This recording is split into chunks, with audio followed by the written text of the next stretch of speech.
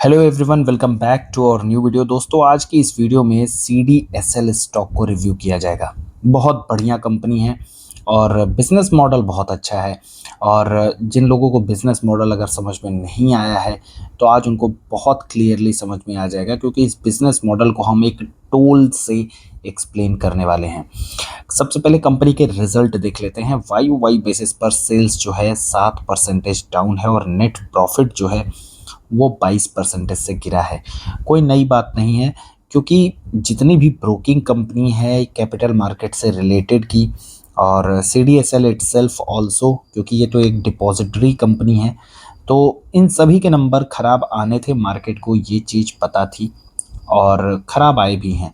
सभी के खराब आए हैं एक्सेप्ट फ्यू, और उनमें से एक का नाम है BSE की बात करें तो बहुत ही ब्लॉकबस्टर रिजल्ट आए हैं। और इस समय एक्चुअली NSE और BSE में एक तगड़ा कंपटीशन चल रहा है। वो है ऑप्शन मार्केट में रूल कौन करेगा। और BSE क्योंकि एक छोटे बेस से स्टार्ट किया है, NSE इस मार्केट में कंप्लीटली जो है रूल किया करता था, मतलब एक छत्र राज्य था NSE का। और अब BSE जो है ऑप्शन में NSE का मार्केट शेयर जो है वो स्नैच कर रहा है। बहुत बढ़िया एग्जीक्यूशन है और एक छोटे बेस के साथ स्टार्ट किया है। दैट इज़ वाई यहाँ पर सेल्स में बहुत ज़्यादा ग्रोथ आपको देखने को मिल रही है despite the bad market. And net profit में इतनी ज़्यादा ग्रोथ इसलिए है because of some 100 crore rupees of adjustment in the Q4। तो कुछ पैसे हैं जो कि रिवर्सल में आए हैं, जिसकी वजह से यहाँ पर आपको एबिटा और नेट प्रॉफिट कुछ ज़्यादा ही बढ़ते हुए देखने को मिल रहा है। ऑल दो अगर उस 100 करोड़ को भी अगर ऑफसेट कर दिया जाए, उसको एडजस्ट कर दिया जाए, हटा दिया जाए, माइनस कर दिया जाए, स्टिल नंबर बहुत अच्छे हैं BSE के। और NSE का भी आज के ही दिन रिजल्ट आया है। NSE के रिजल्ट की अगर बात करें तो सेल्स में डाउनफॉल है नियरली आई थिंक 18% का, और प्रॉफिट भी उनका 7% से डाउन हुआ है। ऑप्शन मार्केट में उनका मार्केट शेयर जो है हैविली इम्पैक्ट हुआ है। But in today's video we will talk about CDSL। CDSL का बिजनेस कैसा है, तो आप इसे एक टोल बूथ से समझ सकते हैं। CDSL is equal to toll booth. इस टोल बूथ के साथ साथ कार को आप यूं समझ सकते हैं कि इन्वेस्टर्स की एक्टिविटी है, यानी हर एक कार जो है एक तरीके से एक इन्वेस्टर की एक्टिविटी है, या आप यूं समझ ले रहे हैं कि एक इन्वेस्टर का पार्टिसिपेशन है। रेवेन्यू क्या होगा? रेवेन्यू होगा टोल कलेक्शन। अब आप इसको यूं समझिए कि जब मार्केट अच्छा होता है, तो जब मार्केट बढ़िया होगा तो आपको जनरली देखने को क्या मिलेगा कि कुछ इस तरीके के पैटर्न होते हैं। और यहाँ पे एक ब्रेकआउट दिया, यहाँ रिटेस्ट किया, यहाँ से फिर से ब्रेकआउट दिया। कुछ ऐसे पैटर्न जो है आपको ढेरों मिल जाएंगे। कुछ ऐसे भी पैटर्न मिल जाएंगे, ऐसे ऐसे आया, यहाँ से ब्रेकआउट दिया और ये बहुत बढ़िया चल पड़ा। तो कहने का मतलब सिर्फ यही नहीं, 200 day moving average, 50 day moving average stocks आते हैं, इसको ब्रेक करते हैं, 50 डे में रिटेस्ट करेंगे, फिर उसके बाद ऊपर की रैली चल पड़ेगी। ये एक बहुत ही कॉमन और जनरल फिनोमिना है बुल मार्केट का। और जब इतने इजीली पैटर्न एग्जीक्यूट होने लग जाते हैं तब इन्वेस्टर्स की एक्टिविटी बढ़ने लग जाती है, स्टॉक्स में एंट्री और एग्जिट बहुत जल्दी होने लग जाता है। और उस एक्टिविटी को आप यूं समझ सकते हैं कि एक टूल बूथ से कार बार बार आ रही है, जा रही है, आ रही है, जा रही है, आ रही है, जा रही है। इसमें रेवेन्यू किसका बढ़ता है? डेफिनेटली इन्वेस्टर्स भी थोड़े बहुत पैसे तो कमा रहे होंगे, ब्रोकर्स भी कमा रहे होंगे, लेकिन CDSL यहाँ से एक रेवेन्यू जनरेट करता है। And that is why CDSL के बुल मार्केट में रेवेन्यू की मतलब रेवेन्यू जो है वो आपको बढ़ते हुए देखने को मिलता है। उनका बिजनेस बहुत बढ़िया हो जाता है। And what happens in the beer market, तो आप देख सकते हैं, सपोज करिए कि ये एक हाईवे है और बियर मार्केट को आप यूं समझिए कि मौसम जो है अब बहुत ख़राब चल रहा है। जब मौसम ख़राब होगा तब वहाँ पर एक्टिविटी भी बहुत कम हो जाती है, फेल ब्रेकआउट बहुत सारे होते हैं, स्विंग ट्रेड्स तो बिल्कुल होते ही नहीं है, क्योंकि अगर पोजीशन बनाई तो 2-4 दिन में वो घाटे में चली जाती है, स्टॉप लॉस लग जाते हैं। तो ऐसे बैड मार्केट में इन्वेस्टर जो है डर जाता है और उसका पार्टिसिपेशन, यानी कि कार का मूवमेंट जो है, पार्टिसिपेशन को हमने समझा है कार के मूवमेंट से, तो वो जो है वो बहुत कम हो जाता है। And that is why beer market में फिर जब ईयर ऑन ईयर बेसिस पर कंपैरिजन होता है, अरे पिछली बार तो मौसम बहुत अच्छा था, CDSL ने बहुत बढ़िया रेवेन्यू जनरेट किया, अब वही एक साल बाद जब बियर मार्केट आता है तब रेवेन्यू जो है उतने बढ़िया नहीं मिलते हैं CDSL को, क्योंकि इस बार एक्टिविटी जो है वो इन्वेस्टर्स की कम हो जाती है।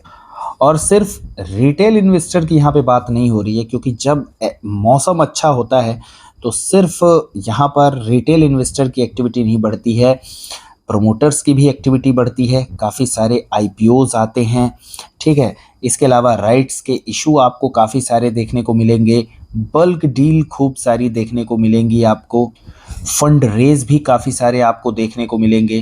तो कहने का मतलब प्रमोटर भी पैसा कमाने निकल चलते हैं, कंपनीज भी पैसा कमाने निकल चलती हैं कि अब तो हम फंड रेज करेंगे, 150 के पी पर फंड रेज हो रहे हैं, ठीक है।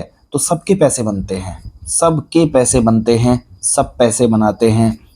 लेकिन जब वही है मौसम ख़राब होता है, बियर मार्केट आता है, तब वहाँ पर इन्वेस्टर्स की एक्टिविटी भी कम हो जाती है, फिर वहाँ पर IPOs भी आने कम हो जाते हैं, ठीक है। ये राइट इशू, फंड रेज वगैरह, मतलब हर चीज़ जो है एकदम नेग्लिजिबल हो जाती है। दैट इज़ वाई CDSL के बियर मार्केट में रिजल्ट भी खराब आते हैं।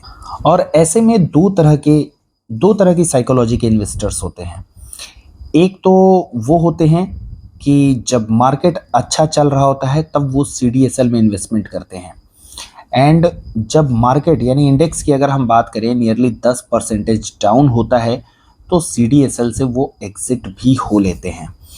एक होते हैं कॉन्ट्रा वाले इन्वेस्टर, क्योंकि जब मार्केट खराब होता है तब वो CDSL में इन्वेस्ट करते हैं इस होप में कि अगली साइकिल बुल रन वाली आएगी और वहाँ पे अच्छे पैसे बन जाएंगे। पोजिशनल होते हैं, वो मीडियम टर्म के लिए होते हैं, साल 2 साल के लिए, और वो जो है दूसरे टाइप के इन्वेस्टर हो गए जो कि कॉन्ट्रा बेट लेकर के इन्वेस्टमेंट करते हैं और पैसे बनाते। एक होते हैं थर्ड टाइप के इन्वेस्टमेंट जो कि लॉन्ग रन के लिए चलते हैं, और लॉन्ग रन में ये जो डिप है ये एक डिप नहीं है, ये बियर मार्केट का फॉल है, और उस फॉल में वो जो है तो इस CDSL जैसे स्टॉक में SIP करते हैं। तो हर एक का अपना एक तरीका होता है। बाकी CDSL का बिजनेस जो है वो डिफरेंट है बिल्कुल, मतलब ये टूल बूथ एक एनालॉजी है आपको एक्सप्लेन करने के लिए, बाकी उसका बिजनेस जो है कोई टूल बूथ वाला नहीं है। CDSL एक डिपॉजिटरी है जो कि आपके शेयर्स की कस्टडी रखती है, और कस्टडी रखने का मतलब ये है कि जब भी आप शेयर्स को बाई करते हैं या उसकी डिलीवरी लेते हैं तो वो शेयर्स जो है CDSL के पास में एज अ कस्टडी होती है, सिक्योरिटी की तरह, और उस पर CDSL जो है आपसे चार्ज करता है, ठीक है। और ये कस्टडी इसलिए है क्योंकि ब्रोकर जो है एक थर्ड पार्टी हो गया, कल को वो भाग भी जाएगा तो भी आपके शेयर्स को कोई नुकसान नहीं होगा। आप किसी दूसरे ब्रोकर में अपना डीमैट अकाउंट खुलवा करके अपने CDSL के शेयर्स को उस अकाउंट में ट्रांसफ़र कर सकते हैं और वापस से आप उन शेयर्स को ट्रेड कर सकते हैं। तो ये एक बेनिफिट है CDSL के होने का, ये सिक्योरिटी देता है आपके शेयर्स की। ब्रोकर सिक्योरिटी नहीं देता है, ब्रोकर के रहने ना रहने का कोई फ़र्क नहीं पड़ता, वो सिर्फ एक प्लेटफॉर्म प्रोवाइड कराता है आपको ट्रेड करने के लिए। बाकी शेयर्स जैसे पैसे बैंक में होते हैं वैसे ही शेयर्स जो हैं CDSL के पास रहते हैं। तो एज अ डिपॉजिटरी यहाँ पे CDSL काम करती है। हालांकि इसके अब और अपने बिजनेस को डाइवर्सिफाई करने की कोशिश कर रही है, like KYC in insurance sectors etcetera and etcetera. तो नंबर CDSL के क्यों ख़राब हैं, आई होप कि इस वीडियो के बाद आपको क्लियरली समझ में आ गया होगा, और CDSL की ये साइकिल भी आपको समझ में आ गई होगी। जब बुल रन आता है तो इसके नंबर्स अच्छे आते हैं, बियर मार्केट में ख़राब आते हैं, और मार्केट को ये सारी चीज़ें पहले से पता होती है। दैट इज़ वाई करेक्शन जैसे जैसे मार्केट में आता है वैसे वैसे CDSL या फिर ब्रोकिंग वाले जो स्टॉक्स हैं उनमें भी करेक्शन शुरू हो जाता है। I hope you guys are doing really well. And portfolio कैसा कर रहा है, मैं अगर अपने पर्सनल की बात करूं तो मेरा पोर्टफोलियो मार्जिनली है, अभी लगभग नियरली 10% के around. I have lost most of my gains, and most of तो नहीं कहूँगा क्योंकि काफ़ी सारे स्टॉक्स में मैंने प्रॉफिट बुकिंग भी की है, और वो चीज़ पोर्टफोलियो में जो है तो अनरियलाइज्ड में नहीं दिखती, वो रियलाइज्ड में दिखेगी। तो स्टिल मतलब ठीक है अभी तो फ़िलहाल, लेकिन पोर्टफोलियो में कुछ खास अप्स एंड डाउन मतलब हो नहीं रहे हैं। पिछले 1-2 महीने से गेन्स वही 10-12% आते हैं, फिर थोड़ा लूज़ होते हैं, फिर 10-12% जा रहा है। कहानी कुछ वैसी ही है, एंड दिस इज़ एक्सपेक्टेड कि हो सकता है कि अगले कुछ 2-3 महीने में ही, मतलब मेरी एक्सपेक्टेशन ऐसी है कि यहाँ से शायद एक यू टर्न दिखे अगर चीज़ें ठीक होती हैं। लाइक टैरिफ की अनसर्टेनिटी अगर चली जाती है, अभी इंडिया और यूके का जो फ्री ट्रेड है उस डील को क्लियरली मंजूरी मिल गई है, डील साइन हो गई हैं, एग्रीमेंट्स हो गए हैं। That is really positive for the market and the companies. But अभी एक और टेंशन है, and that is India Pakistan war, and definitely country comes first and market जो है सेकेंडरी है, and nation comes first, nation security comes first. तो let's hope for the best. बाकी हमारे जो देश के लीडर हैं, आई होप कि वो एक बेटर डिसीजन लेंगे कि इस सिलसिले में क्या करना है। बाय द वे, आप कमेंट में कमेंट करके बताएं how is your portfolio is doing, and आपके पोर्टफोलियो में गेन्स कितने हैं। आर यू होल्डिंग CDSL और BSE और any other stock? Do let me know in the comments. और आपको क्या लगता है इस कैपिटल मार्केट की साइकिल में या फिर वेल्थ मैनेजमेंट की साइकिल में कौन सा स्टॉक बेटर रहेगा लॉन्ग टर्म के लिए?